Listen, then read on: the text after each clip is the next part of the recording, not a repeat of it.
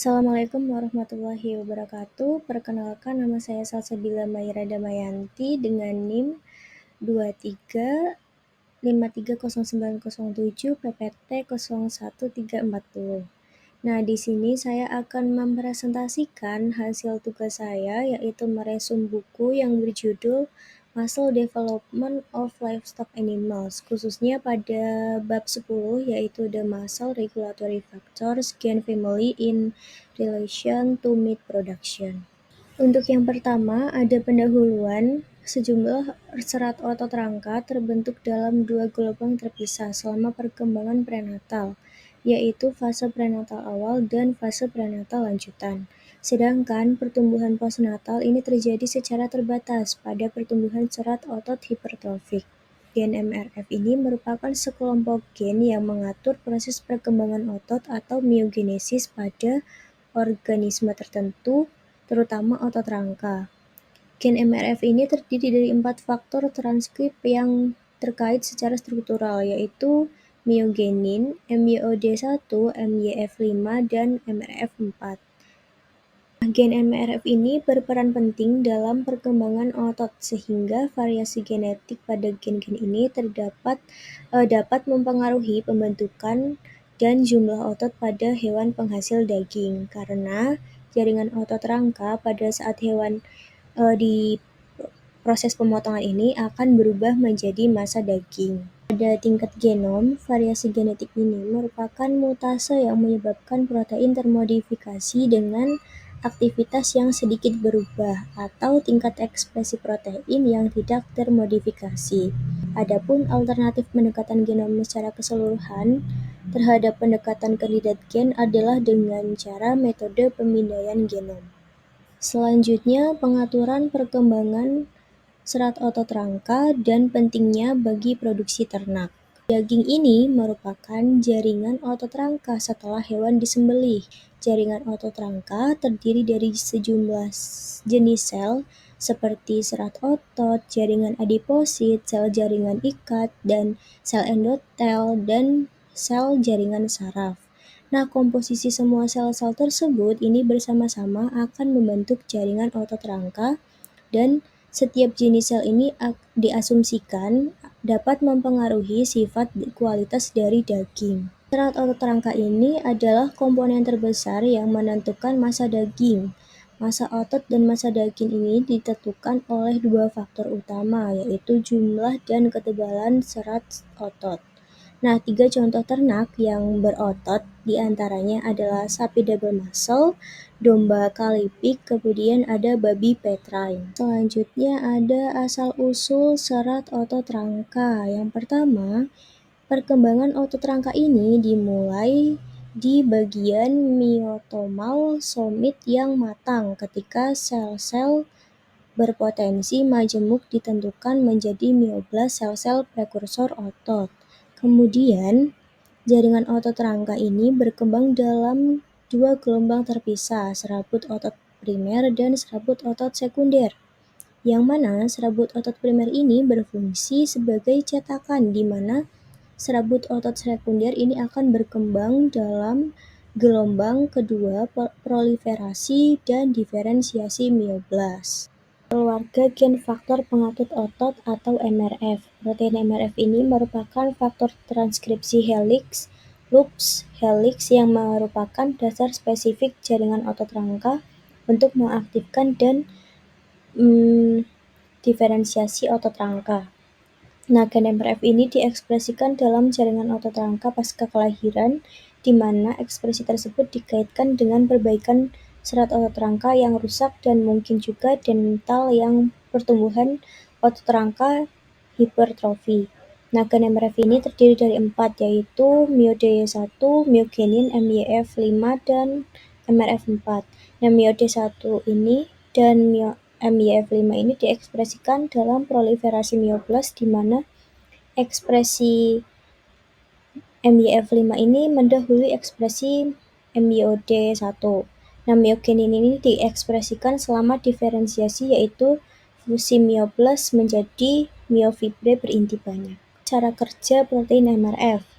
Protein MRF ini mengalami dimerisasi dengan protein faktor transkripsi E12 dan E2A yang diekspresikan untuk membentuk heterodimer. Kemudian heterodimer ini mengaktifkan gen spesifik tahap diferensiasi otot rangka melalui pengikatan pada rangkaian tersebut yang disebut e-box CANTG di wilayah pengatur hulu dan dari gen tersebut. Nah, dalam proses perkembangan otot protein ID atau penghambat diferensiasi ini juga penting karena ID ini merupakan gen yang mirip MRF yang merupakan pengatur efek MRF yang kuat. Nah, protein ID ini mengalami dimerisasi protein E12 dan E2A yang mencegah dimerisasi protein E12 dan E2A dengan MRF. Nah, karena ID heterodimer tidak memiliki fungsi aktivitas transkripsi yang diperlukan untuk aktivitas gen spesifik otot rangka. Kolaborasi gen myosit enhancer factor atau MEF2 dengan MRF. Interaksi gen MEF2 dengan MRF ini berperan dalam menentukan jenis diferensiasi otot, baik otot seklet, otot jantung, maupun otot polos. Nah, faktor pertumbuhan seperti insulin-like growth factor ini dan gen proto-oncogen SK ini dapat mengaktifkan atau menekankan ekspresi MRF. Nah, contohnya adalah gen SKI yang telah terbukti meningkatkan ketebalan serat otot pada babi transgenik. Peran gen MRF dalam regulasi massa otot berdasarkan penelitian knockout atau kick-in pada tikus. Nah, gen MRF ini berperan penting dalam penentuan massa otot, tetapi pada percobaan knockout pada tikus ini menunjukkan hilangnya fungsi dari masing-masing gen MRF terhadap perkembangan otot. Gen myogenin ini terbukti memiliki peran unik yang tidak sepenuhnya dapat digantikan oleh MRF yang lain. Jika mutasi terjadi pada gen myogenin pada hewan ternak, penghasil daging akan mempengaruhi rangkaian asam amino pada embrio yang sedang berkembang. Kemungkinan besar hal ini akan berdampak langsung pada massa otot. Nah, mutasi pada gen MYF5 atau MYOD ini mungkin tidak berdampak langsung pada massa daging karena keduanya ini dapat saling menggantikan fungsi satu sama lain. Nah, peran MRF4 ini masih belum diketahui secara jelas, tetapi mutasi pada gen MRF ini mempengaruhi ekspresi asal sementara dapat mempengaruhi ekspresi MYF5 yang akan mempengaruhi produksi daging secara tidak langsung. Hubungan variasi genomik pada lokus gen MRF dan penentuan massa otot atau daging pada produksi daging ternak. Nah, ekspresi myogenin ini menandai berakhirnya proliferasi myoblas dan menginduksi diferensiasi myoblas untuk membentuk serat otot berinti banyak. Pada percobaan tikus knockout, myogenin ini menunjukkan bahwa dengan jumlah alel myogenin ini berhubungan langsung dengan serat otot rangka, massa otot, dan jumlah daging pada karkas.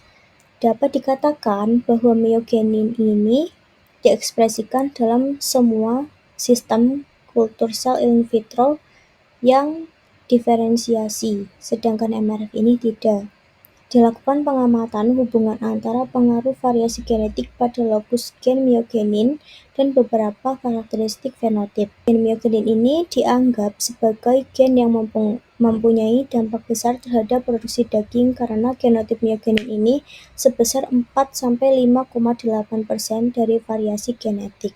Pemanfaatan variasi genetik dalam ekspresi gen MRF prenatal dan pasca kelahiran untuk meningkatkan massa otot atau produksi daging.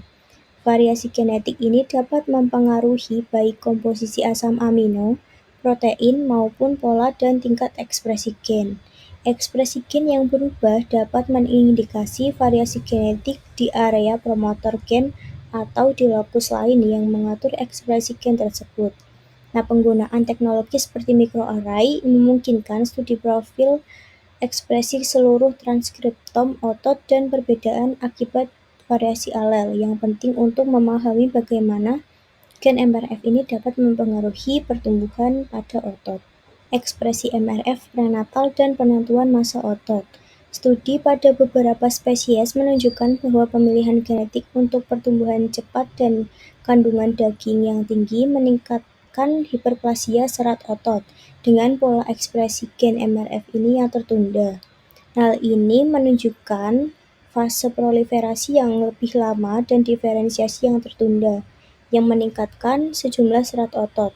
Beberapa studi menunjukkan bahwa garis keturunan tikus dan burung puyuh dapat dipilih untuk pertumbuhan dan massa otot menunjukkan tingkat proliferasi yang lebih tinggi dalam sel satelit, yang mengarah pada hiperplasia serat otot yang lebih tinggi tanpa mempengaruhi ukuran serat. Ekspresi gen MRF pasca kelahiran dan penentuan massa otot. Ekspresi gen MRF ini ditemukan dalam jaringan otot pasca kelahiran, terutama pada sel satelit yang bertanggung jawab untuk pertumbuhan hipertrofik.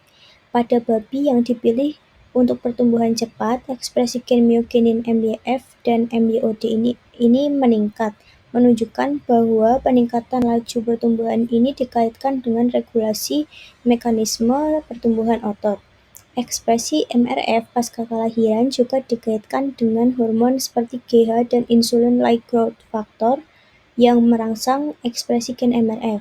Nah, studi pada garis keturunan tikus menunjukkan bahwa insulin-like growth factor ini dapat memperpanjang fase proliferasi sel otot dan meningkatkan ekspresi myogenin. Variasi genomik dan ekspresi gen MRF mempengaruhi massa otot dan dengan demikian produksi daging pada ternak. Selanjutnya, menuju identifikasi gen yang diatur oleh protein MRF di jaringan otot. Gen MRF ini mengkodekan faktor transkrip spesifik otot yang mengatur ekspresi gen spesifik otot. Variasi genom pada gen MRF ini dapat mengatur kelompok gen secara berbeda. Alternatifnya, variasi genom pada gen ini mungkin dipengaruhi secara berbeda oleh protein MRF. Nah, saat ini sudah ada fitur hebat yang dari CHIP yang digunakan untuk melakukan uji pada sampel otot utuh yang dibekukan pada suhu 80 derajat Celcius. Nah, fitur ini tidak menghancurkan kekhususan apapun dalam selektivitas gen target yang ditentukan oleh konteks promotor. Selanjutnya, imunopresipitasi kromatin. Imunopresipitasi kromatin ini adalah jenis teknik eksperimental imunopresipitasi yang digunakan untuk menyelidiki interaksi antara protein DNA dan di dalam sel. Nah, protein dan kromatin terkait dalam sel atau jaringan hidup dihubungkan secara silang menggunakan formaldehida kompleks DNA. Protein yang berkaitan silang atau protein kromatin ini kemudian dipotong menjadi fragmen DNA berukuran 500 base pair menggunakan pencernaan enzimatik atau pemotongan fisik dengan sonikasi. Kompleks DNA protein kemudian diimunopresipitasi oleh antibodi spesifik protein yang sesuai. Nah, setelah itu ikatan silang di balik fragmen DNA terkait dielusi yang diikuti dengan imunopresipitasi kompleks ikatan silang dan dianalisis DNA yang dihasilkan dengan titik akhir atau reaksi berantai proliferasi kuantitatif atau PCR, microarray atau CHIP atau pengurutan generasi berikutnya atau CHIP-seq. Yang terakhir, amplifikasi DNA. Nah, untuk memperkuat keragaman molekul DNA dari imunopresipitasi perlu dilakukan PCR double langkah dari protokol amplifikasi DNA, putaran A atau B. Nah, pada PCR ini digunakan primer degeneratif, kemudian masukkan pada putaran A adalah 7 mikrolit DNA yang dimurnikan. Setelah itu, pada putaran B, produk terlihat seperti noda pada gel agarose yang berkisar antara 500 sampai 1.500 base pair.